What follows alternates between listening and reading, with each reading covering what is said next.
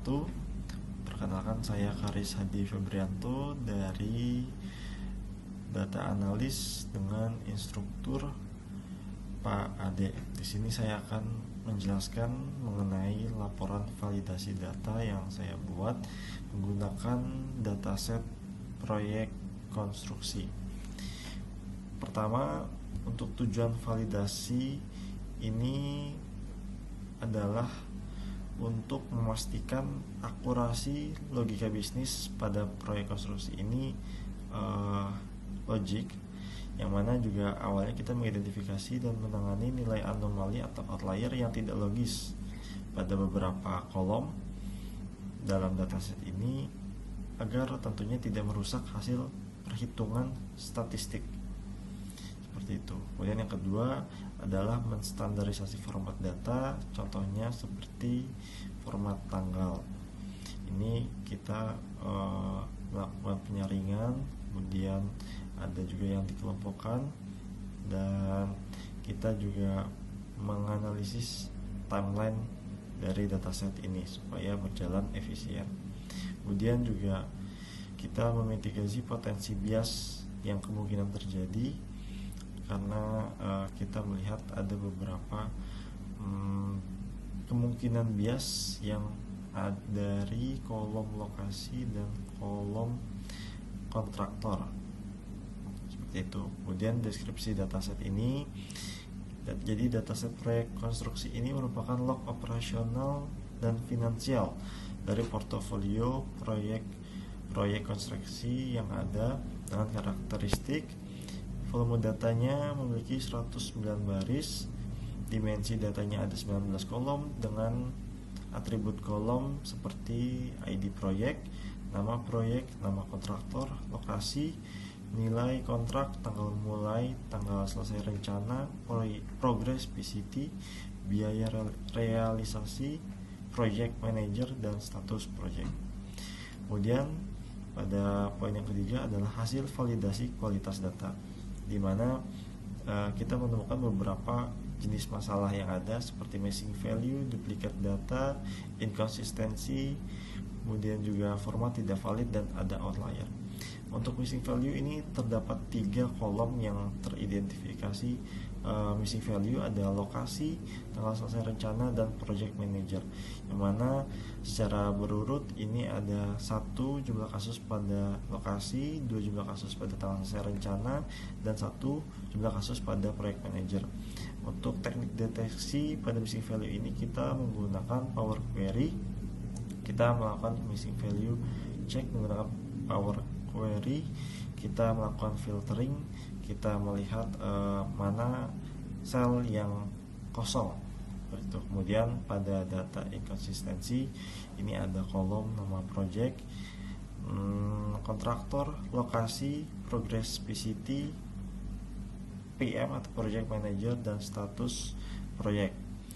Masing-masing ada 2 jumlah kasus, 3 jumlah kasus pada lokasi, 1 kasus pada progress PCT, dan 3 pada project manager. Contohnya dapat dilihat pada tabel, ada yang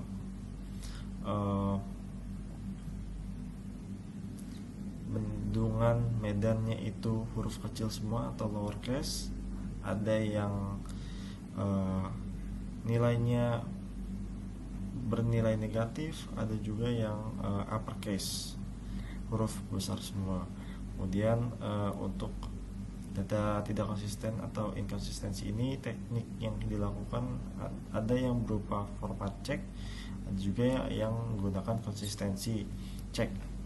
Ini menggunakan Power Query, kemudian di filter nama kolomnya, kemudian kita melihat secara manual mana yang terlihat berbeda, seperti itu. Kemudian tadi duplicate data terlewat. Di sini pada kolom ID project ada 3 kasus, yang mana ada beberapa ID project yang teridentifikasi sama dengan ID project yang sama, itu ada 2 baris masing-masing ada. contohnya PRJ strip 07 itu ada 2 baris yang sama, kemudian kita drop karena ini akan mengganggu analisis. Kemudian di sini ada format tidak valid, yaitu tanggal mulai dan tanggal selesai rencana, yang mana pada kolom yang ada di dataset itu menggunakan strip bukan slash. Jadi yang berbeda ini menggunakan slash, dan teknik yang digunakan adalah konsistensi check. Kita menggunakan Power Query dan melihat adanya perbedaan format dalam kolom tanggal. Kemudian kita menemukan outlier pada progress PCT, itu jumlahnya 1 kasus, terdapat nilai 150, yang mana ini sangat jauh dari interkuartil yang kita hitung. Kita menghitung nilai batas atas dan batas bawahnya itu di angka 40 sekian sampai 130 sekian, dan ini di luar batas atas. Demikian. Kemudian untuk hasil evaluasinya, ini untuk jumlah data atau volume data dengan kondisi 109 rows ini dikatakan cukup. Alasannya adalah data ini cukup sebanyak 109 rows karena nilainya representatif dan dapat diandalkan. Kemudian untuk aspek variasi juga kondisinya cukup bervariasi, ada 4 variasi pada lokasi, kolom lokasi, kemudian ada 8 variasi pada kontraktor. Demikian.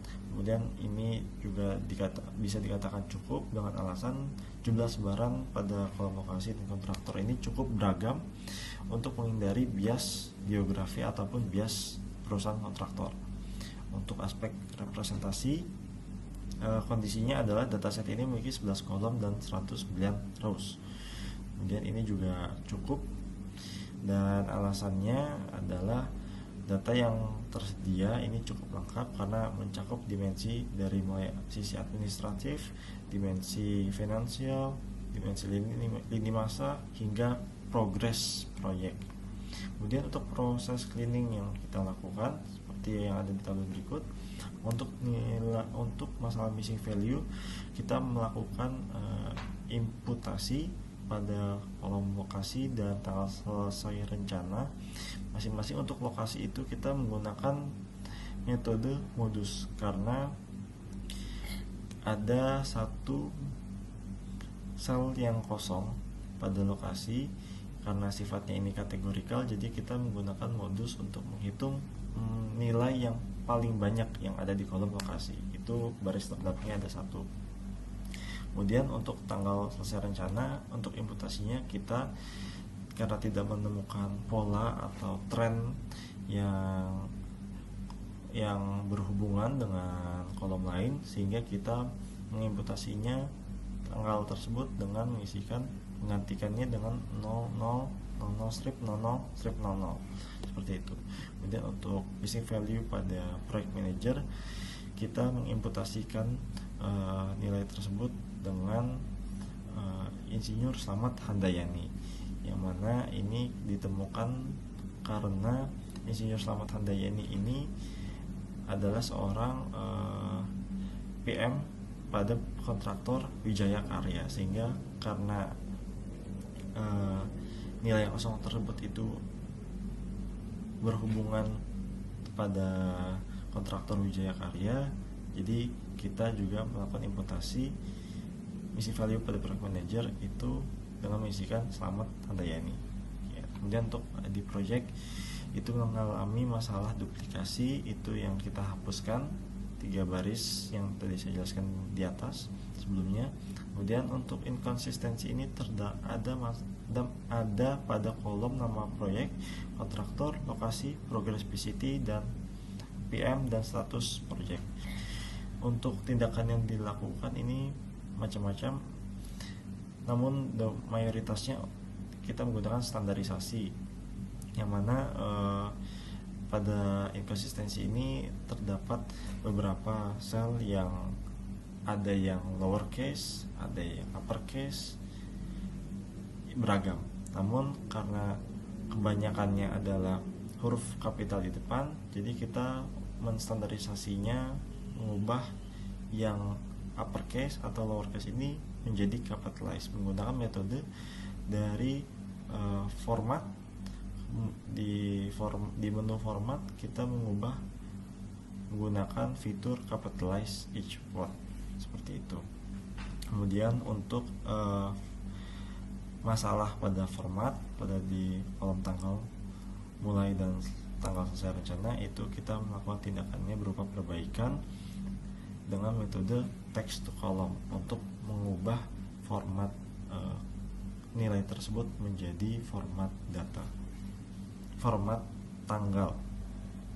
Kemudian untuk outlier ini kita melakukan cleansingnya menggunakan imputasi dengan metode MEAN. Kenapa MEAN? Karena kita lihat bahwa sebaran datanya ini cukup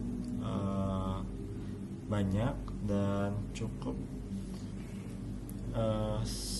sejajar, cukup rata, sehingga kita lebih baik menggunakan MEAN atau rata-rata ketimbang median seperti itu.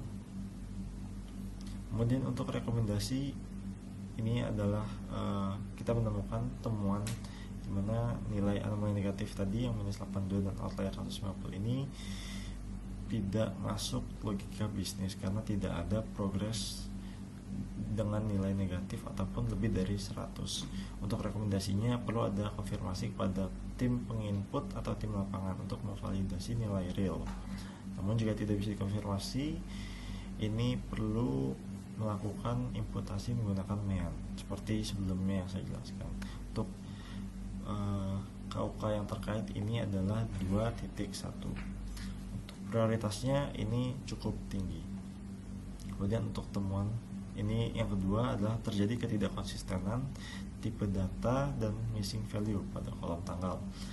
Kemudian untuk rekomendasi yang diberikan adalah perlunya melakukan standarisasi format secara massal menggunakan fitur text to column and power atau power query agar seluruh baris bertipe data menjadi date. Untuk KUK terkaitnya ini 2.1 untuk kelengkapan. Kemudian prioritasnya adalah sedang.